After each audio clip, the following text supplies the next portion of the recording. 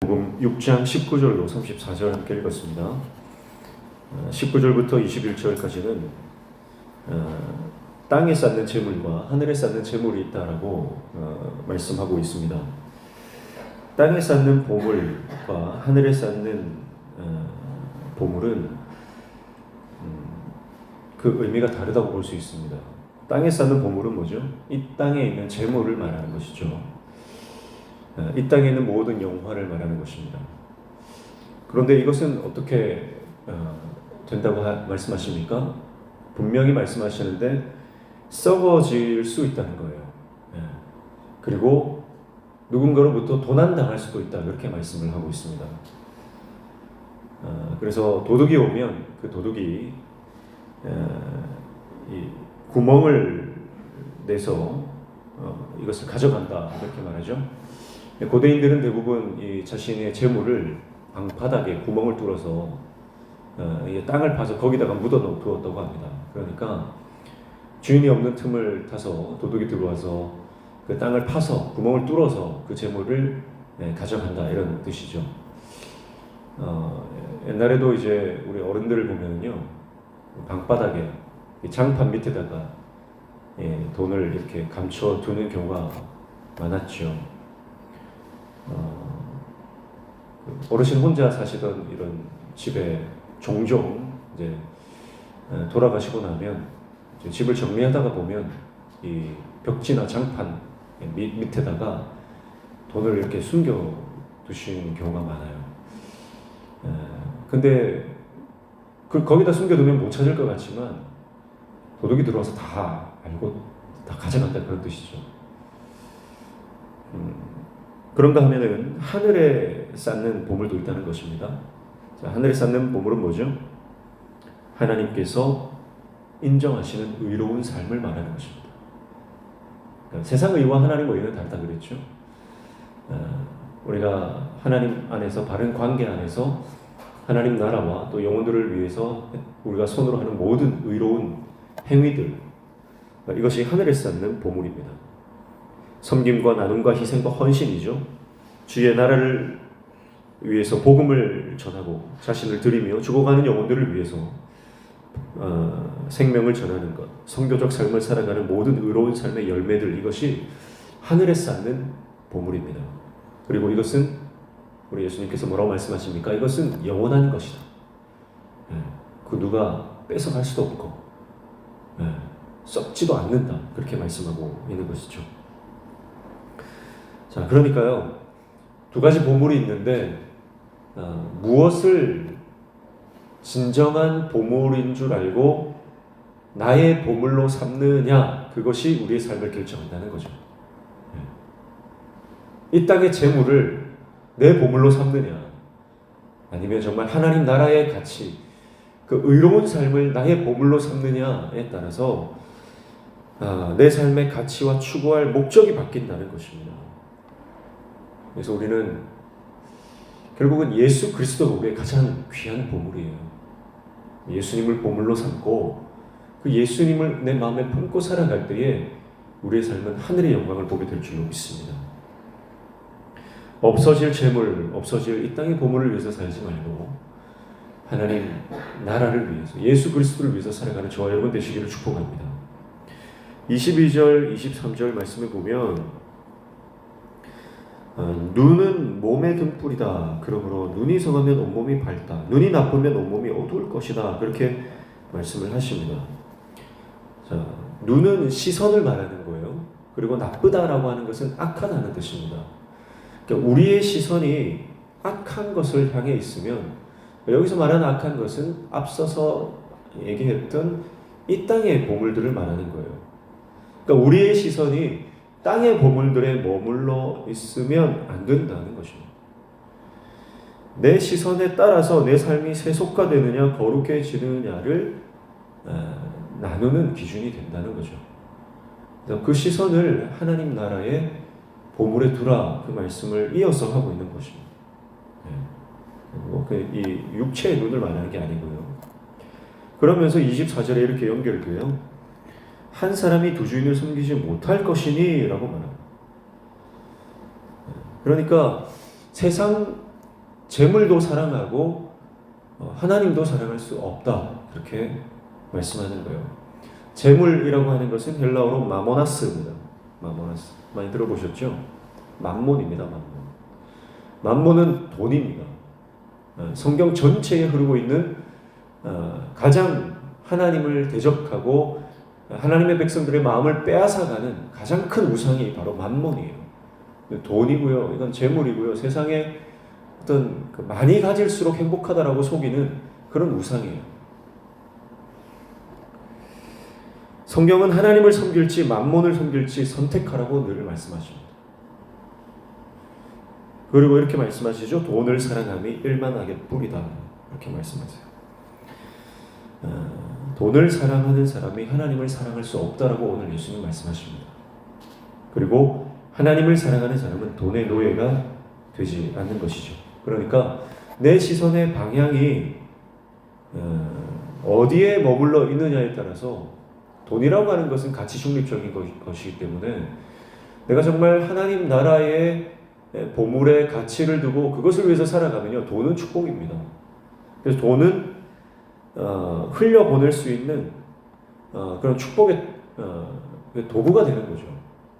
그러나 내 시선이 그 돈에만 향해 있으면, 돈을 향해만 있으면 그 돈은 저주가 되는 거예요.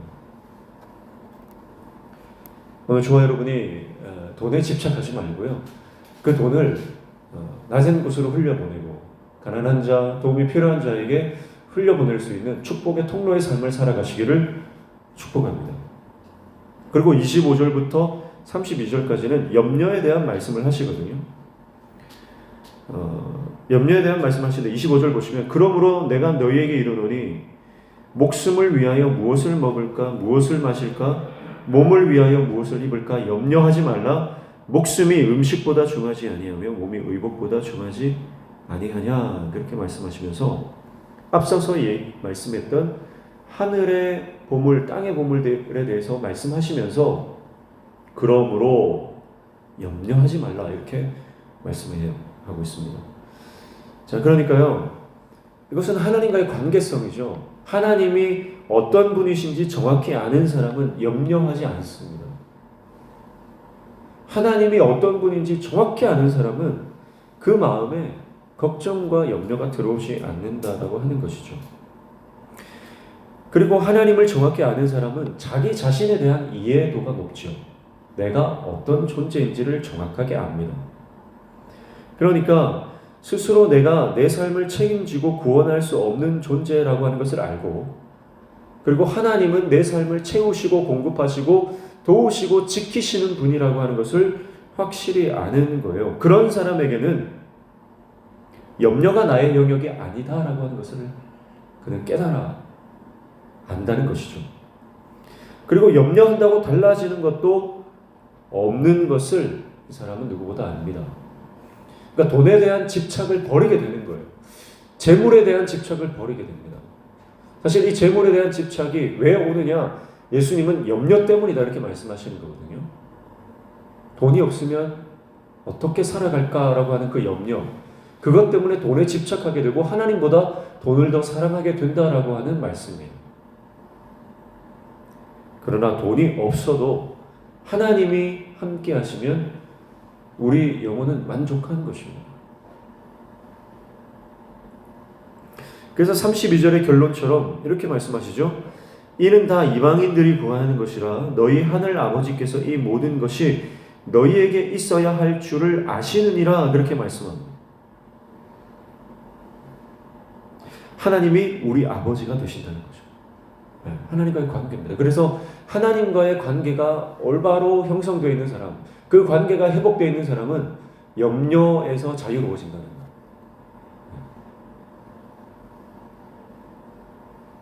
하나님은 우리를 돌보시는 분이기 때문에 그렇습니다. 아버지 되신다고 하는 거죠. 그래서 그 염려에 대한 말씀을 이제 본격적으로 시작하시는 부분이 26절이잖아요. 그 26절에 보면 중반에 보면 너희 하늘 아버지께서 기르시나니 그렇게 말씀해요.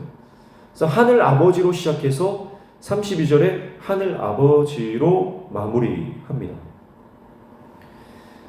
그러니까 26절에 하늘 아버지로 시작해서 32절에 하늘 아버지로 단락을 닫으면서 강조하는 게 뭡니까? 중간의 내용들은 다 하늘 아버지께서 주도적으로 그 자녀를 돌보시고 공급하심에 대해서 말씀하고 있는 거죠. 그래서 하늘이라고 하는 단어가 우리 아버지는 하늘의 아버지다. 그걸 강조하고 있는데요. 근데 하늘이라고 하는 단어가 또 하나 더 등장하죠. 어디입니까?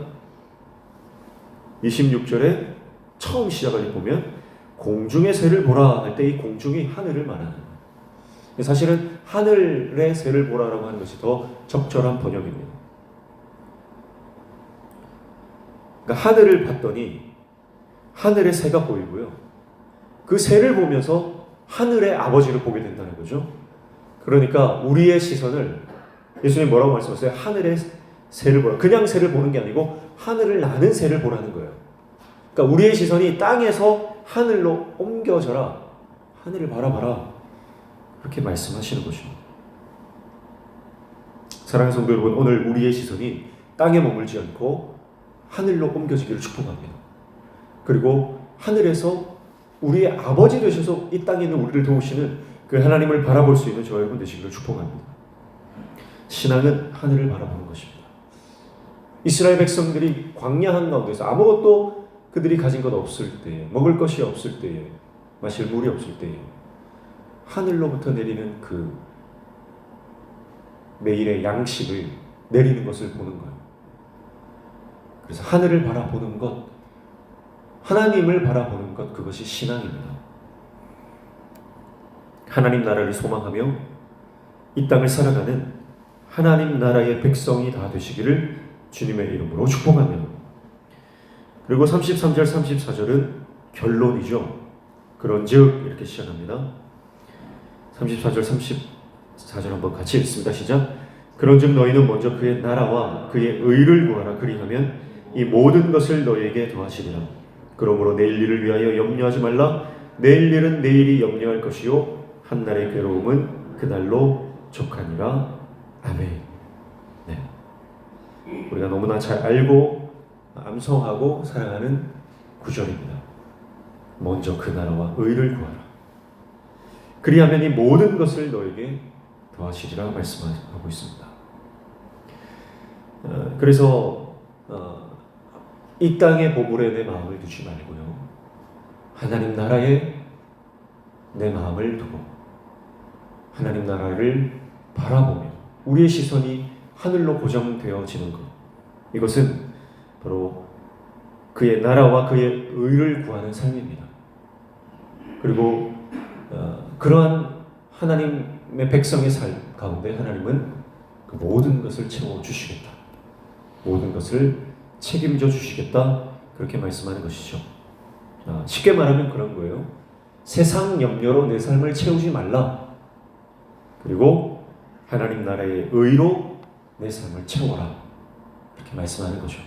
그래서 염려하지 말라 한 번 더 말씀하는 거예요. 내일 일을 위해서 염려하지 말라. 한날의 괴로움은 그날로 족하다. 이것은 당시에 쓰던 관용 어구라고 합니다. 그래서 염려로 내 삶을 채우지 말라는 거예요. 아무리 염려한다고 우리가 우리의 삶을 책임질 수 없습니다.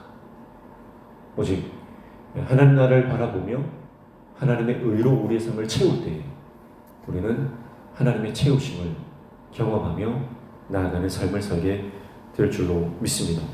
무엇으로 내 삶을 채우시겠습니까? 염려로 내 삶을 채우고 걱정으로 내 삶을 가득하게 하면요, 그 안에는 기쁨이 사라지고 늘 마음의 불안과 두려움이 찾아옵니다. 그러나 주님을 위해서 우리가 살아갈 때, 그 나라와 의를 구하며 살아갈 때 우리의 삶은 감사와 기쁨으로 충만한 삶을 살게 될 줄로 믿습니다. 하나님 나라의 백성들, 하나님 나라를 살아가는 하나님의 사람들의 삶의 원리를 오늘 주님이 말씀하고 계시죠. 오늘 하루 나의 필요, 내가 가져야 될 것, 그것에 전전긍긍하며 오늘도 염려하며 걱정하며 살아가는 인생이 아니라 주님 안에서 하나님 나라를 위해서 늘 헌신하며 섬기며 희생할 때 하나님 주시는 놀라운 평강과 기쁨과 소망으로 기쁨으로 충만한 삶을 살아가는 오늘 하루 되시기를 주님의 이름으로 축복합니다. 기도하겠습니다.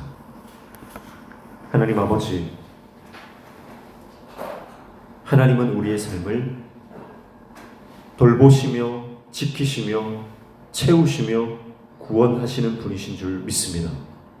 그 하나님을 바라보며 하나님의 그 돌보심을 경험하며 나아가는 오늘 하루 되게 도와주셔서 내 안에 있는 모든 염려와 걱정과 삶에 대한 재물에 대한 이 땅의 것에 대한 집착을 십자가 밑에 다 내려놓을 수 있는 하나님의 사람 되게 도와주셔서 하나님만 사랑하고 하나님만 바라보며 하나님만 예배하는 하나님의 종 되게 도와주시옵소서. 오늘 이 아침에도 주님 앞에 나와 간절히 간구하며 기도하는 모든 제목들 들어 응답하여 주시며 우리 삶에 막혀진 문제들이 열려지는 형통의 은혜를 허락하여 주시옵소서. 예수님의 이름으로 기도하옵나이다. 아멘.